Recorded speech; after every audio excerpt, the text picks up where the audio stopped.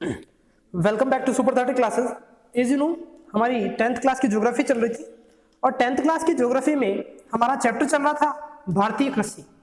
और भारतीय कृषि वाले इस चैप्टर में हमने, जैसा कि आपको पता है, पिछली क्लासों में जो हमारी पिछली 2 क्लासें हुई, 2 या 3 क्लासें हुई शायद, उन क्लासों में हमने भारत की सबसे पहले जो कृषि है उस कृषि का वर्गीकरण देखा। हमने ऋतुओं के आधार पर कृषि का वर्गीकरण किया, हमने फसलों के आधार पर कृषि का वर्गीकरण किया और उसके पश्चात हमने भारत की जो प्रमुख खाद्यान्न फसलें हैं उन खाद्यान्न फसलों के बारे में देखा, जिसके अंतर्गत हमने गेहूं, मक्का, बाजरा और चावल, ये जो भारत की प्रमुख 4 खाद्यान्न फसलें हैं इनके बारे में हमने बात की थी। इसी के साथ हमने अगला जो वीडियो लिया था उस वीडियो में हमने बात की थी भारत की जो प्रमुख वाणिज्यिक फसलें या जो नकद फसलें हैं उन नकद फसलों के बारे में। और उस नकद फसलों वाले वीडियो में हमने जो है भारत की जो प्रमुख नकद फसलें हैं जैसे गन्ना है, कपास है, जूट, इन तीनों के बारे में देखा। और उसी के साथ साथ हमने जो प्रमुख तिलहन फसलें हैं उन तिलहन फसलों के बारे में हमने पिछली क्लास में देख लिया था। आज हम बात करेंगे भारतीय अर्थव्यवस्था में हमारे कृषि क्षेत्र का क्या योगदान है। कृषि क्षेत्र के योगदान को आज हम स्पष्ट करेंगे कि किस प्रकार हमारा कृषि क्षेत्र हमारी अर्थव्यवस्था को बढ़ावा देता है, हमारी अर्थव्यवस्था में कृषि क्षेत्र का कितना जो है योगदान है, कितनी हिस्सेदारी है, उन सभी तथ्यों के बारे में हम आज की क्लास में बात करेंगे। तो देखिए स्टार्ट करते हैं भारतीय अर्थव्यवस्था में कृषि का योगदान। सबसे पहला, भारतीय अर्थव्यवस्था में कृषि जो है एक रोजगार का साधन है। पहला क्या है, कृषि हमारा क्या है, रोजगार का एक साधन है।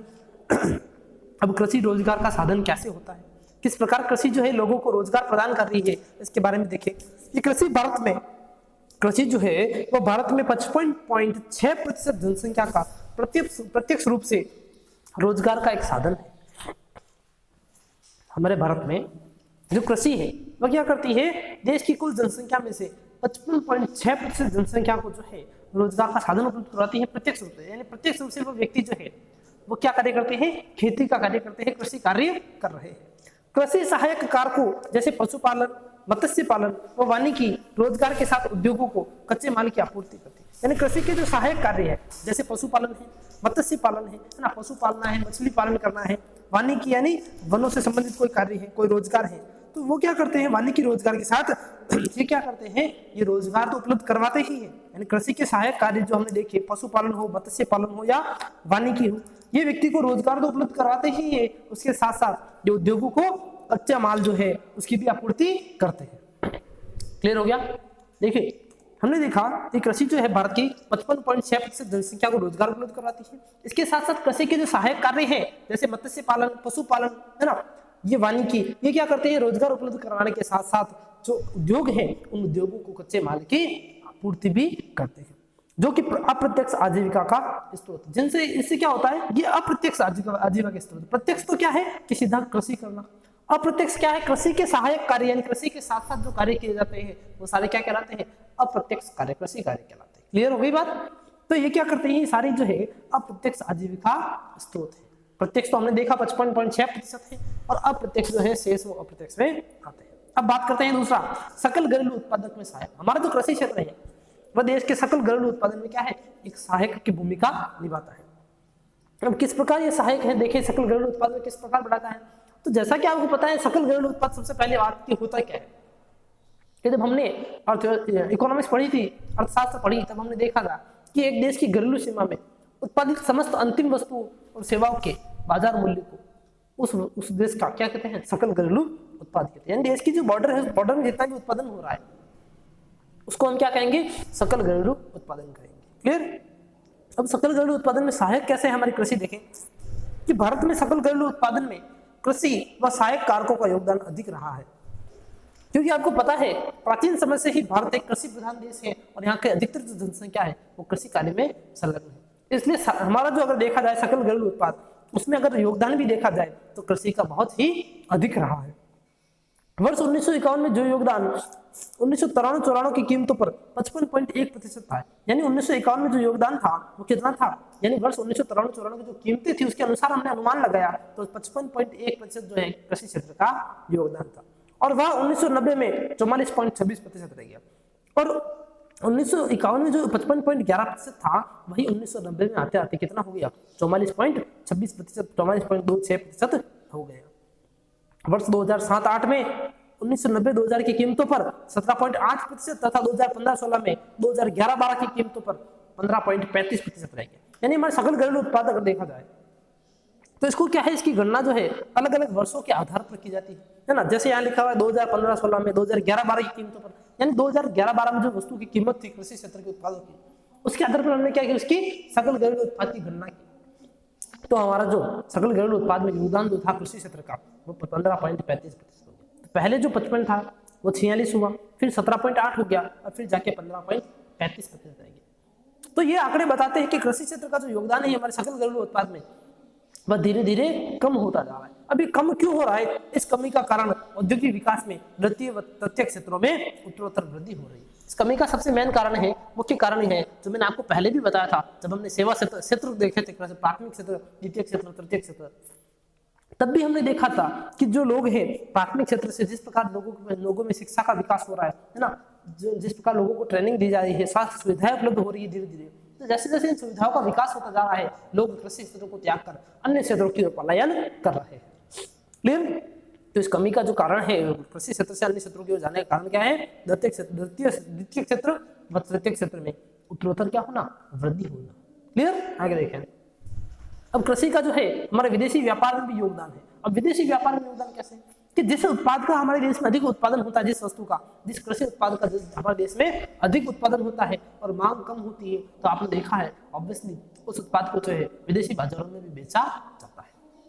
देखिए, भारत वैश्विक कृषि उत्पादों के निर्यात में 2.7% योगदान रखता है। यानी पूरे विश्व स्तर पर अगर देखा जाए तो वैश्विक कृषि उत्पाद जो है, कृषि के जो उत्पाद है, हमारे कृषि के जो प्रोडक्ट है ना, उनका जो निर्यात करता है और निर्यात की दृष्टि से भारत का योगदान अगर देखा जाए तो 2.7% है। विश्व में कितना है?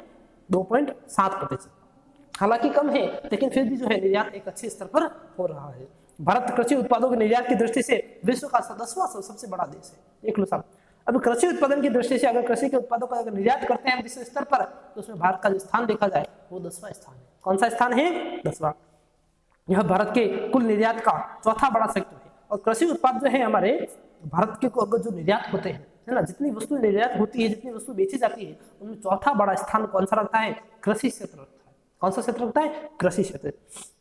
निर्यात के रूप में चाय, चीनी, तिलहन, तंबाकू, मसाले, ताजा फल, बासमती चावल आदि प्रमुख उत्पाद है। और इनमें से कौन कौन सी फसलें जो है अन्य देशों में बेची जाती है, अन्य देशों में उनका व्यापार होता है, निर्यात किया जाता है, उनमें देखें तो सबसे पहली बात आती है हमारी चाय की, है ना। जैसा कि आपको पता है हमारे असम साइड में चाय के बड़े बड़े बागान हैं, तो वहां उत्पादन इतना अधिक होता है कि हमारे उत्पाद हम विश्व स्तर पर बेचते हैं।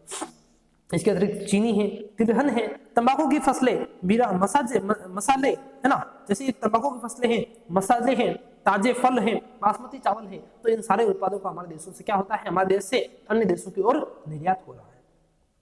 अन्य कृषि सामग्री जैसे जूट, कपड़े, मुर्गी पालन आदि उत्पाद भी इसमें सम्मिलित है। और इसके अतिरिक्त अगर देखा जाए कृषि सामग्री जो है वो भी हमारे बेची जाती है, जैसे जूट है, कपड़े हैं, मुर्गी पालन के जो उत्पाद है ना, उन सभी को भी हमारे यहाँ हमारे देश से अन्य देशों में निर्यात किया जाता है। जबकि आयात में खाद्यान्न सम्मिलित किया जाता है। और आयात में हम किसको सम्मिलित करते हैं? हम खाद्यान्न को सम्मिलित करते हैं। यानी खाद्यान्न जो खाने योग्य जो फसलें हैं उनका हम क्या करते हैं? हमारे देश में आयात करते हैं।